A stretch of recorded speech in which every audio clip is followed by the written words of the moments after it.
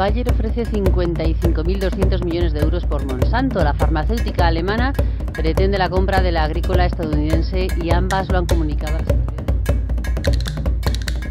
Eso es un paso más en ese proceso perverso de mercantilización de los alimentos. Se une Monsanto y Bayer, pero es que 2 meses antes o 4 meses antes se había unido Syngenta con China. Y un año antes, DuPont con la Dow. Entonces, hoy, esas 3 grandes fusiones de agroquímicas y semillas está produciendo más del 70% de las semillas a nivel mundial y el 65% de los agroquímicos a nivel mundial. Y por si fuese poco, ahora mismo está habiendo negociaciones de estas agroquímicas semillas con la John Deere, la primera empresa en la producción de maquinaria agrícola del mundo. Con lo cual ya no es un oligopolio, estamos tendiendo cada vez más a un monopolio, que nos vende en un único paquete las semillas, los fertilizantes, los pesticidas, los insecticidas, los herbicidas y la maquinaria agrícola. El problema no es la globalización per se, es que sea la globalización la que nos conduce a nosotros, en lugar de ser nosotros los que controlamos y conducimos esa globalización.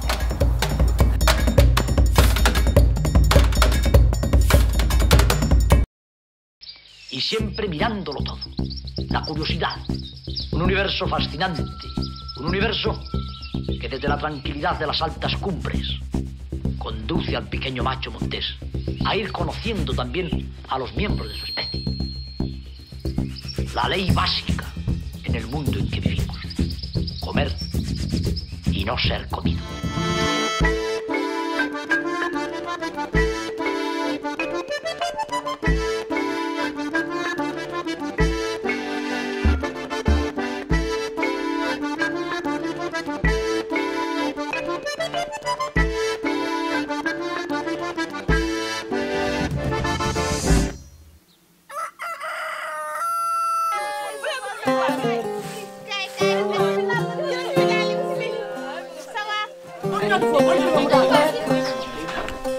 Y lo que te voy a hablar es del hambre de las generaciones futuras, es del efecto sobre el medio ambiente, sobre los recursos naturales del planeta, sobre la tierra, el agua, el aire, la diversidad biológica y energía, que tienen los alimentos que se producen y no se consumen. Más de 40.000 personas mueren cada día como consecuencia del hambre y la malnutrición. Una persona cada 2 segundos. Es la mayor tragedia de la humanidad, la mayor vergüenza de la humanidad y también la mayor amenaza de la humanidad. Sin seguridad alimentaria y sin soberanía alimentaria no hay ni habrá nunca ni paz ni seguridad social. Nadie deja su país y se monta en una patera exponiendo su vida para después llegar a unas concertinas de manera criminal. Entonces sería mucho más económico desde cualquier punto de vista simplemente luchar contra el hambre y la pobreza. El concepto de países pobres y ricos es una falacia. El problema es el problema del acceso. La mayor parte de la humanidad es alimentada por la agricultura familiar y el pequeño agricultor. Se están infrautilizando miles de especies que se han utilizado a lo largo de la historia de la humanidad y hoy no se utilizan. A lo largo del siglo XX se ha perdido más del 90% de las variedades tradicionales de los cultivos más importantes que había a principios de siglo. Y sobre todo hay un problema de mercantilización de los alimentos. Más del 75% hoy, en pleno siglo XXI, más del 75% de los alimentos que llegan a la boca del consumidor vienen de la agricultura familiar y del pequeño agricultor. ¿Quién alimenta el mundo?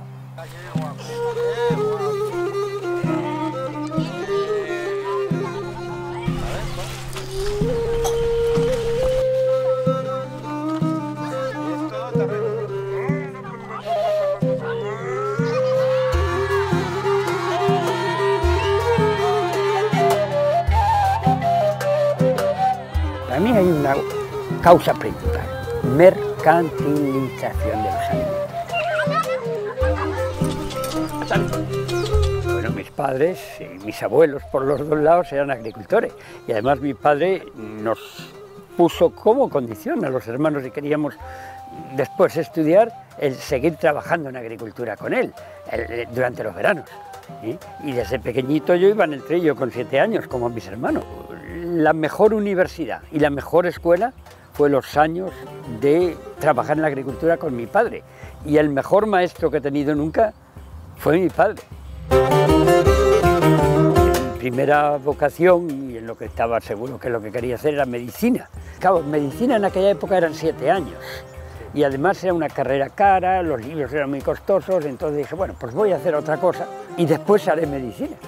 Y así fue como pues, desemboqué en agrónomos. Se estaba perdiendo la diversidad ya en aquella época. Colecté 380 y tantas variedades distintas de melón a lo largo y ancho de la península ibérica, de colores distintos, de formas, de tamaños, de sabores. Hoy no hay más de 10 o 12 variedades comerciales. Cuando termino la tesis, era en una época políticamente muy conflictiva, era el último periodo ya de Franco y bueno, yo era líder de los estudiantes, en el sentido de que era líder sindical de lo que eran los sindicatos universitarios en aquel periodo y entramos en conflicto y ahí pues tengo la opción de irme con una beca fuera de España, a la Universidad de California, al campus de Davis. Y entonces me fui a hacer una investigación que al final terminó en otro doctorado, en este caso en genética. ¿Sí? Me volví a España hasta que por fin, pues, en un momento determinado me viene la oportunidad de ir a la FAO.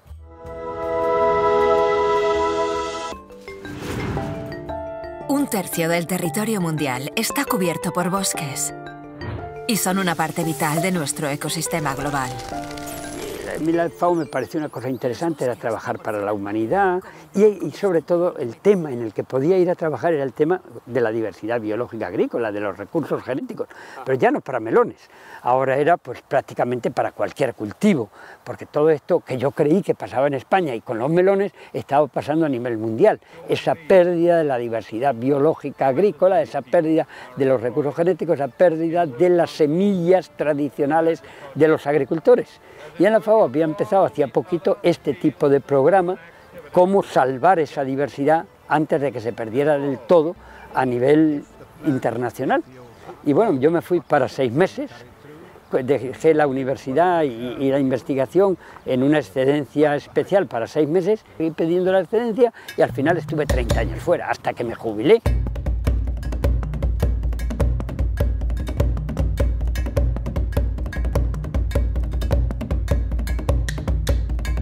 Esos 30 años me permiten visitar países muy distintos, de hecho unos 120 países en todo el mundo, ir a esos pequeños pueblecitos colectando semillas, colectando diversidad genética.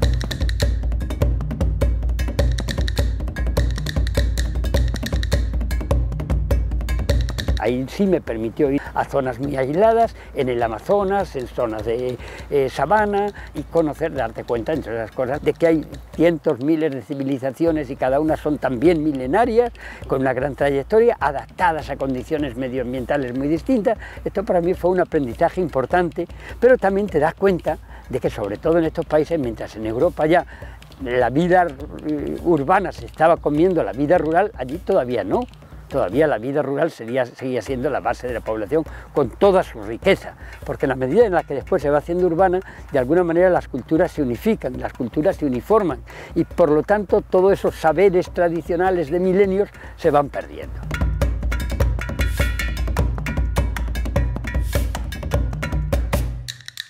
Lo que te das cuenta es la gran riqueza, también la diversidad de nuevo, riqueza de culturas, de lenguas, etcétera, que hay en el mundo y que nos la estamos cargando, nos la hemos cargado en poquísimos años. Si cogemos el caso de la diversidad biológica agrícola, de lo que era el objeto primario de mi trabajo, tanto en España primero como después en los otros países, pues resulta que en el siglo XX, a lo largo del siglo XX, se ha perdido más del 90% de las variedades tradicionales de los cultivos más importantes que había a principios de siglo. Si cogemos, por ejemplo, el caso de Estados Unidos, de las variedades de frutas y verduras descritas a principios del siglo XX, hoy se ha perdido y para siempre el 97%. Coges el caso del trigo, que tiene el centro de origen y diversidad en el Medio Oeste, pues más del 80% de las variedades que se cultivaban a principios del siglo XX ya han dejado de cultivarse a finales del siglo y más incluso ahora.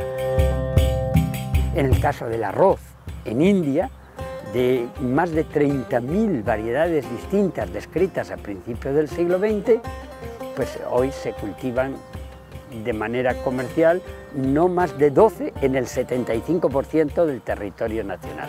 Como ves, son pérdidas muy drásticas, pero el problema es que con esta diversidad lo que se pierde también es la capacidad, la adaptación a las condiciones locales, la resistencia a distintos tipos de enfermedades que han ido adquiriéndolo a lo largo de generaciones y de siglos, la resistencia al frío, al calor, a la humedad, a la sequía, que es justamente la que había en esas zonas, y por otra parte eran variedades adaptadas al paladar, a las culturas y a la identidad de cada lugar.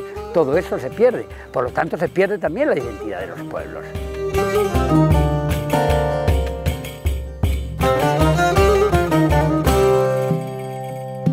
A mediados de la década de los 80, pues empiezan a surgir preguntas por parte de los países y sobre todo los países más pobres. ¿Ustedes están colectando este material en los países pobres para depositarlo en los países ricos?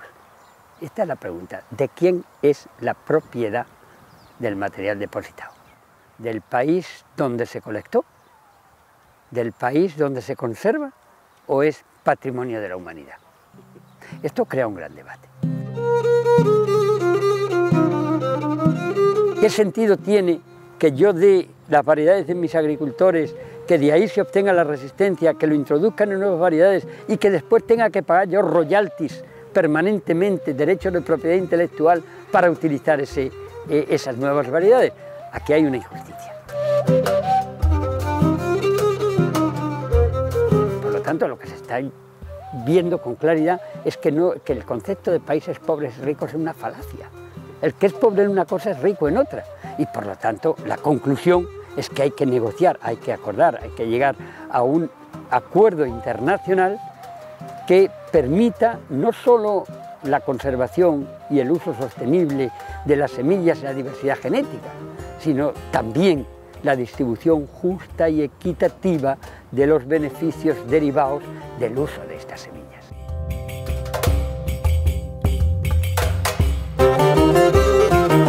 Entonces es cuando yo empiezo a hablar con los representantes de países, con mis propios colegas en la FAO, explicando que lo que estamos haciendo en el fondo puede ser robando a los pobres y metiéndolo en los bancos de germoplasma de los ricos. Y se me llegó a prohibir hablar con los embajadores, los representantes de los países, literalmente prohibir.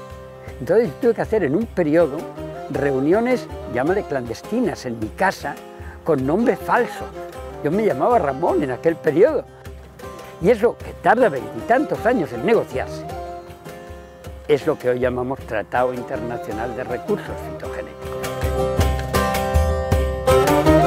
Conservación para las generaciones futuras, uso sostenible y distribución justa y equitativa de beneficios son los tres objetivos de ese Tratado Internacional. Sí me quedaba otra preocupación todavía. Sí, pero esto que yo estoy haciendo está ayudando a los agricultores, a los grupos indígenas en los países en desarrollo, o está ayudando a sus gobiernos, que son los que están negociando aquí. ¿Qué va a pasar después a ese nivel nacional? ¿Quién va a beneficiarse de esto?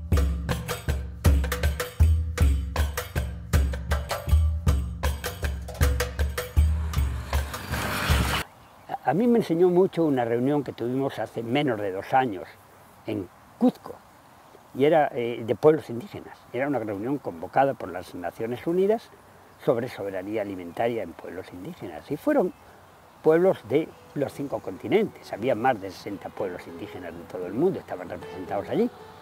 Y era curioso que en muchos de ellos, de distintos continentes,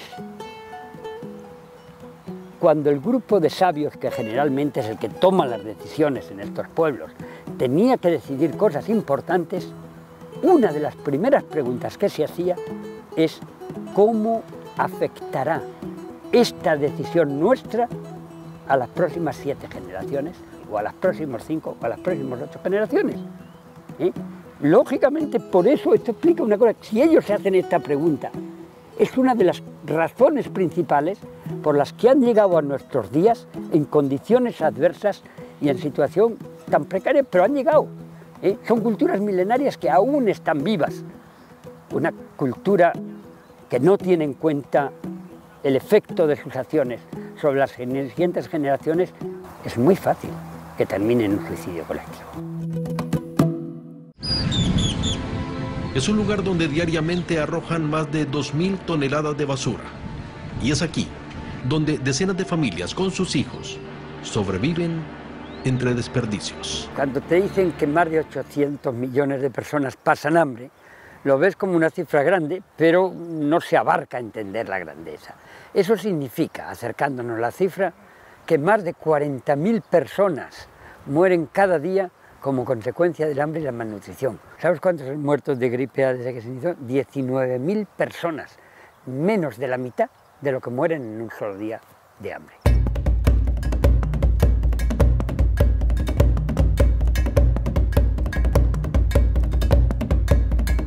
Hoy, en el siglo XXI, si consideramos que el hambre es una de las mayores amenazas con las que nos encontramos, se hace imprescindible el atacar este tema. Y si no es como se ha hecho en otras ocasiones, que se ha pretendido hacer por fraternidad, por solidaridad, por razones incluso de justicia, hoy, si no somos capaces de entender esto, tendremos que hacerlo, aunque solo sea por egoísmo inteligente, pero al menos seamos inteligentes. El propio Kennedy, ya muchos años antes, en el año 1963, dice: nosotros contamos en el mundo con los medios y la capacidad para resolver, erradicar el hambre de la faz de la tierra, solo necesitamos la voluntad política de hacerlo. El problema del hambre en el mundo no es un problema de producir más, sino un problema de acceso a los alimentos. Lo que se muestra ahí es que en estos momentos tenemos el 60% más de los alimentos que tenemos para alimentarnos y, sin embargo, sigue muriendo muchísima gente de hambre. Y cuando se buscan qué se ha hecho mal hasta ese momento, se da cuenta de que justamente es el tema de la soberanía alimentaria lo que se ha relegado al último rincón.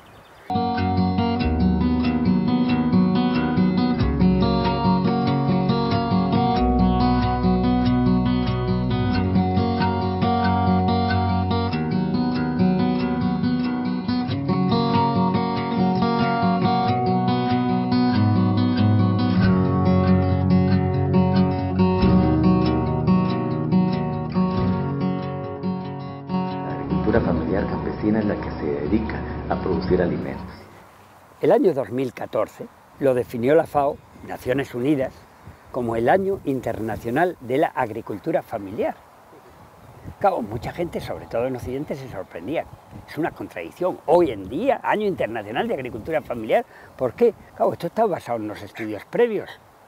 En esos estudios lo que se muestra es que, si quieres, la agroindustria produce más, no siempre, pero en muchísimas ocasiones sí.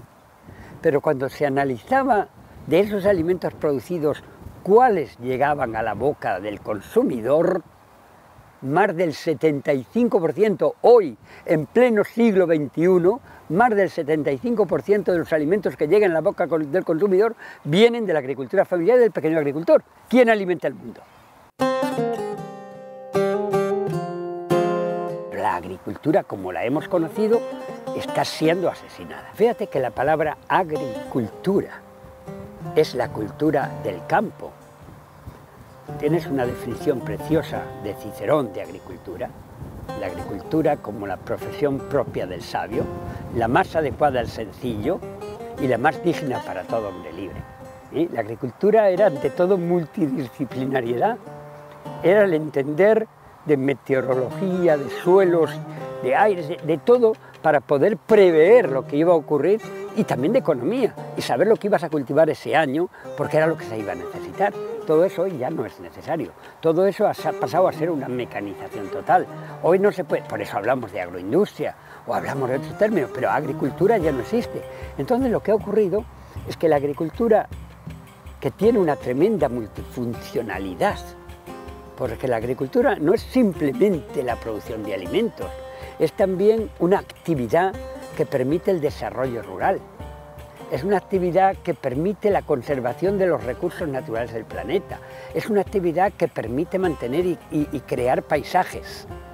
Es una actividad que permite transmitir las culturas y las tradiciones de generación en generación. En definitiva, es una actividad cultural y humana. Todo eso la transformamos en máquinas que conducimos nosotros. Bueno, que conducen operarios, porque quien realmente conduce a través de hilos invisibles está mucho más allá.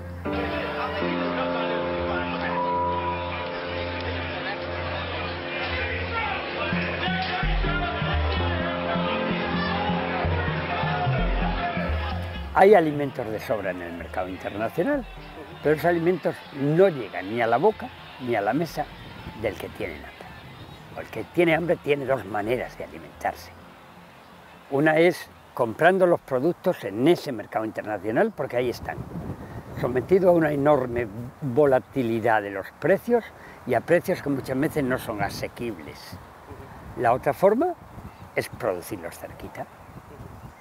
Entonces lo produce él o lo produce su entorno, y en ese caso el acceso es mucho más fácil. Según datos de la FAO, producimos el 60% hoy más de los alimentos que se necesitan para alimentar a todos.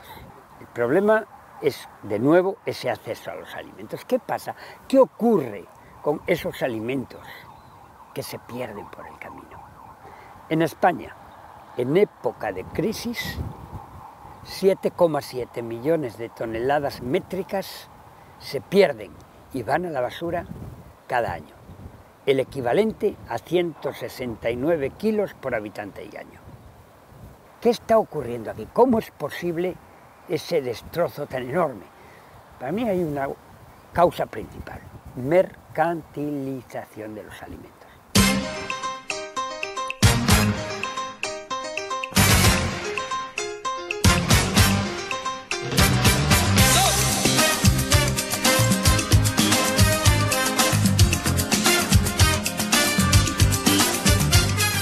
Fíjate que de esas cantidades que van a la basura, casi el 30% va en envases sin abrir porque ha caducado. Desde el punto de vista económico, eso se ve una ventaja, porque lo que eso permite es que se mueva el dinero. Al mercantilista, a quien vende el alimento, a quien lo produce a gran escala, lo importante es que se compre y por lo tanto que entre en el ciclo, no que vaya a llegar a alimentar a las personas. Pero claro, eso tiene otro efecto perverso.